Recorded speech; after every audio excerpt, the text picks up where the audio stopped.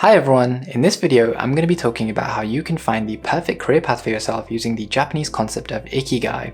So I read about this concept of Ikigai in the book Ikigai, The Japanese Secret to a Long and Happy Life by Hector Garcia and Francesc Morales. It's a really nice concept, and I used this concept quite a lot when I was leaving my job at Goldman Sachs and leaving behind a career in accountancy and financial services to try something completely new. And it's helped me quite a lot, and so I thought I'd share it with everybody else who might be transitioning from kind of education into a working life, or maybe someone in their career who's early on making changes, or somebody who's even later down the line in their career thinking that they need a new challenge, or whatever it is. This book and this concept can really help you find a great career path for yourself. Before we begin, let me just clarify by saying that Ikigai, loosely translated in English, means your reason to live and your reason to get out of bed every morning. So it's not just about your profession and finding a job that you really enjoy, but it's a lot more than that. And Ikigai basically is a part in or place in your life where you can basically balance your needs, your ambitions, your desires, and your satisfaction. And the idea here is that if you can achieve all of these different things, you can actually live a very happy life and be happy in all aspects of life. So yeah, without further ado, let's get straight into the concept, which we can go through by answering 4 different questions. And I'll answer these 4 different questions using my own beliefs and values and interests, and then maybe you can replicate this for yourself in your own time. Okay, so the first question that we need to answer is what you love doing. So this varies depending upon each individual, as we're all unique and different. So for me, I love playing sports. I've always loved playing football and badminton as well. I'm also an Arsenal fan, so I enjoy watching a lot of football as well. I like playing video games. So when I was younger, I used to play a lot of COD and FIFA as well. I like reading. So I really enjoyed reading over the last 4 to 6 months, and I'm getting into it more and more as time goes on. After this, there's early careers, which is now a big part of my life and my job. This involves kind of helping individuals find the perfect jobs for themselves, and giving them the ability to have the largest impact on their lives, which is amazing. And then the final thing that I love doing and learning about is financial education. So this is things like personal finance, budgeting, real estate, tax, any sort of money-orientated topic in your life. I really enjoy learning about and implementing in my life. So that's the things I love. Obviously, make a list of things that you love for yourself. The second question that we need to answer is, what are you good at? So if you're struggling with this, think about your unfair advantages. So because of the way your life has panned out and because of the compromises and situations that you've been in, what are the unfair advantages that you've got that make you really good at certain things? So for example, for me, I really enjoyed playing video games. I played a lot as an only child when I was younger because I spent most of my time playing video games, and so I got good at video games. I'm good at financial services, so I studied economics at university, and I really enjoyed it. I like maths as well, and so I kind of have a nice interest, and I'm quite good at understanding financial and economics related concepts, and then things like equity, stocks, bonds, things like that. I enjoy learning about them, and I pick them up fairly quickly. So for me, financial services is something I'm okay at.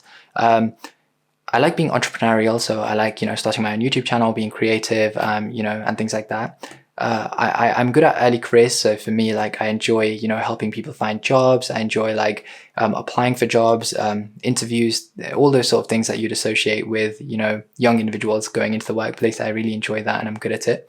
And then the final thing is financial education. So yeah, like I mentioned earlier, I love doing this. I love learning about it, but then I also pick up concepts about personal finance and budgeting and real estate and investing and things like that fairly quickly. So I enjoy it, but I'm good at it as well. The next question you want to ask yourself is, what can you be paid for? So out of the things that you're good at, and also other things that you can think of, what can you be paid for? So for example, for me, I could be paid for a career in financial services. So I'm good at financial services.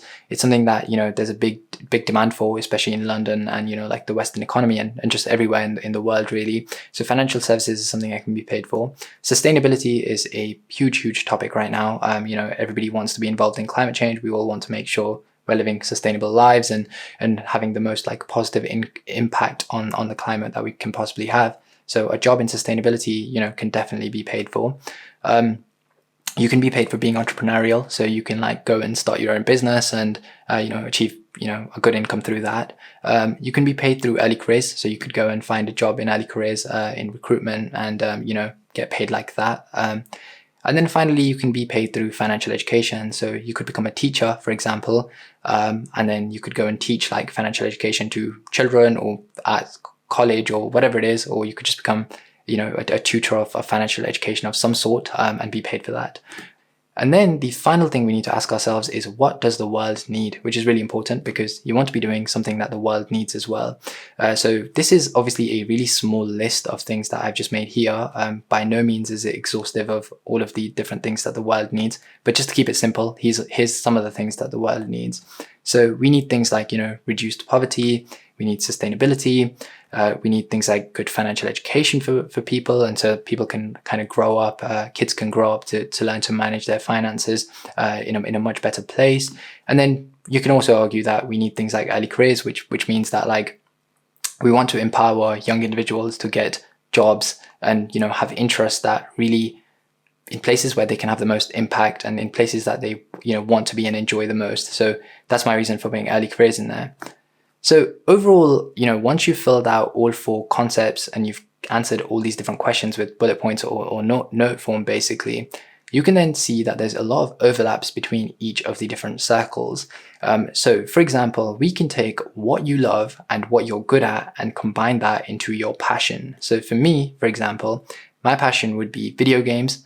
My passion would also be early careers, and my passion would be financial education. So in my spare time, I like doing all of those things. So I like playing video games. And then, in my spare time, I also make videos about early careers, YouTube, which is what this is. And then, financial education in my spare time at work as well. I volunteer in financial education, which means we get to go to primary schools and teach them about like, pay slips and tax and NI and things like that they would basically need as they grow up and as they get older, which is currently not really taught enough in schools, I guess. So yeah, definitely want to try and improve financial education in the world. So that becomes your passion. Secondly, we can combine what you're good at and what can be paid for to become your profession. So Google defines a profession as a paid occupation, especially one that involves prolonged training and a formal qualification. So this is basically your training and education that you've done, your degree or your apprenticeship or whatever it is, to basically become your career. So for me, for example, this could be a career in financial services because I'm good at financial services and understanding like financial concepts and economics and things like that, and it can be paid for. It can be early careers, which is what I'm doing now, or it could be financial education. So I could go and teach, all of the things I know about financial education and all of the things I love to learn. I could go and teach it to younger individuals and have a good impact there. So that becomes your profession. And if you're just looking to find a good career path, then you can stop here. You can basically, do something that you're good at and, something that can be paid for. The problem with this is that, after you start doing this for a few years, or maybe 5 years or 10 years, you realize that you're not quite satisfied or fulfilled, because what you've done is you've pursued something you're good at and what can be paid for without actually caring about what you love doing or what the world needs. And so you're not really passionate about it because you don't love it, and nor do you feel that you're like using your skills to do something that's, fulfilling, because you're not doing something to help the world or help the people around you sometimes.